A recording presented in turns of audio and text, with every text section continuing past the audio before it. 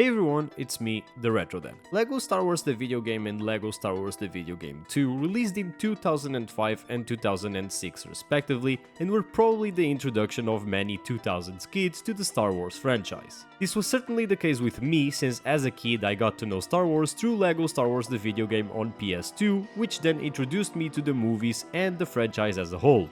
Both these video games were landmarks not only in the gaming industry but also in the Star Wars franchise, as they were full adaptations of the movies into an easy to digest gameplay which people from all ages could enjoy. These games were, as expected, immediately dubbed cult classics and well received by everyone. It was this amazing reception that led Traveler's Tales, the developers of all famous LEGO games, to create a compilation of both the previous games to create the ultimate LEGO Star Wars experience with LEGO Star Wars The Complete Saga. Matching LEGOs, video games and Star Wars, three things that are globally huge, was a recipe for success, and it definitely showed in the way the game sold. It also helped that this game was released 2 years after the release of Star Wars 3 Revenge of the Sith, which helped its case, since people had already gotten some time to cement their thoughts of the movie and were ready to get some more Star Wars related content and media. When this game released I was only 5 years old. Needless to say that I didn't get introduced to LEGO Star Wars until I was a little bit older, but growing up I only got to play the two separate entries that released previously to the Complete Saga. It also didn't help that for what were probably disc size reasons or technical limitations, the game didn't release on the PlayStation 2, and since at the time I played this, my gaming consisted of the PS2 I had, I never got to play the Complete Saga. It was not only until I was in the 8th grade and got my first laptop that I got to install LEGO Star Wars The Complete Saga and play it almost religiously at least once per year to revive some good memories. LEGO Star Wars The Complete Saga is the culmination of the work that Traveler's Tales put into the first two games, with even more content added on top of it and some small differences that the fans would surely enjoy.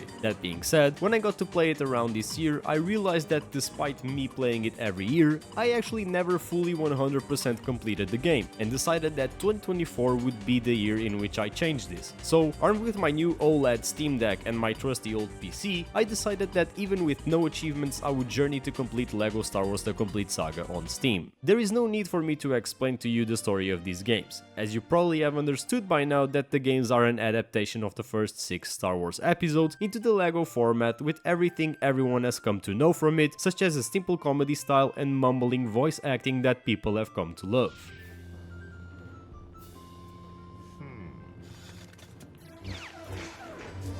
The level design in this game, despite what some people might think, is nothing short of perfect, at least for what it was aiming to do. Although some levels might overstay their welcome, every level is carefully crafted with lots of secrets to explore, set pieces taken straight from the movies and carefully crafted into the games, and iconic moments from the movies recreated in the game. One thing to point out in this game is also the sheer amount of characters it has. Every important character from episodes 1 through 6 are in the game, totaling up to 128 characters, with a secret guest to unlock at the end, which is Indiana Jones, since Indiana Jones was the next franchise that Traveler's Tales covered in their LEGO franchise. The first step at tackling the 100% in this game is going through its 36 chapters without worrying about collectibles. Playing episodes 1 through 6 in sequence, you can really see that there was a different vision for LEGO Star Wars the video game and LEGO Star Wars the video game 2, the original trilogy. From episodes 1 to 3, the levels tend to be much shorter and straightforward without a lot of encounters that stagnate the levels. When it comes to episodes 4 through 6,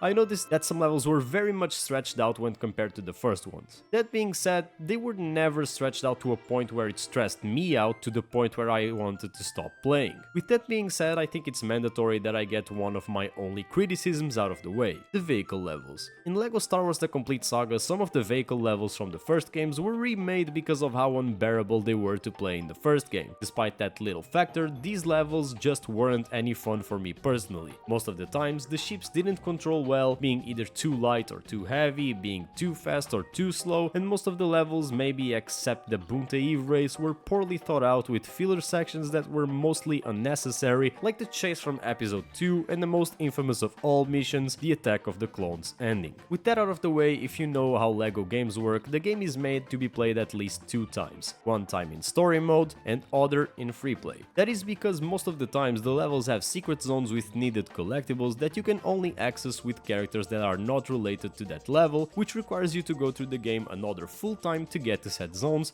in every single level with free play characters and their different abilities. So the overall goal when it comes to completion is getting 160 gold bricks. You get gold bricks by basically completing every single optional collectible in the game. First you have mini kits, which every level has 10 of. Then you have the red bricks, which provide you with extras, which are powers you can activate from the menu that give different traits to the character you are using. And you have true Jedi completion, which consists of collecting a certain amount of studs or coins per level. That being said, completing all of these won't provide you with completion just yet. After beating the full story and collecting at least 50 gold bricks, you then have to complete 6 optional levels in the cantina, ranging from old versions of levels, unreleased levels from the past games, and witty levels like the Lego City set, which provide you with an extra 6 gold bricks, one for each of these levels. Right after that, you go back into chapters 1 to 6, because in every single one of them you will have to do a character bonus and a vehicle bonus level, which provide you with 1 gold brick each, totaling up to 12 gold bricks for the 6 chapters. The vehicle bonus are pretty quick and easy to do.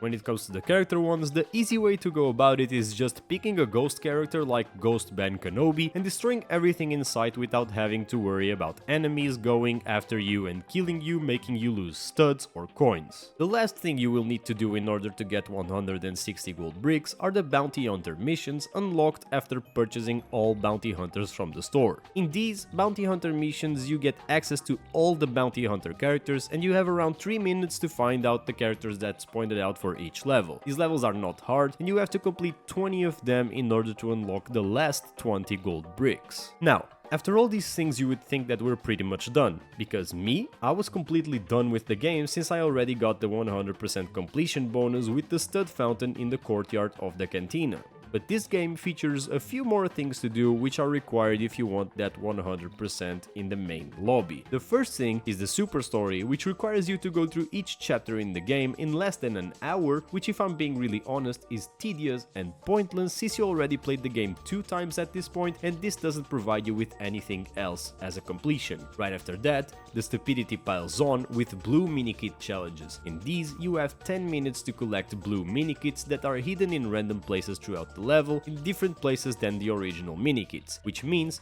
going through the game a 4th time to collect all of these. After I collected all the gold bricks, I was divided on whether to do these 2 extra steps or not, but ultimately I decided to value my time over this arbitrary roadblock and decided that this was where my completion process ended. Overall, completing LEGO Star Wars: The Complete Saga was a fulfilling journey. I loved completing this game and going through the levels one more time in 2024. That being said, this will probably be one of the last times I go for this completion, as I think that this time I've really got everything I could and wanted out of this game. The gameplay is accessible for every skill level, and I think if you are a Star Wars fan or not, there will be something here for you to enjoy, either from the exploration, from the adaptation itself, or from the collectathon experience. If you are still here in the video, I would ask that you go watch the last Star Wars video I put out, the Star Wars Battlefront 2015 video, as I'm trying to cover all the Star Wars games I can, and I really enjoy making these, as this is a franchise I'm really passionate about and want to make videos on. Maybe if you have any specific game you'd like to see, you can leave it in the comments so I can choose it for the next video, but other than that, this has been the Retro Den,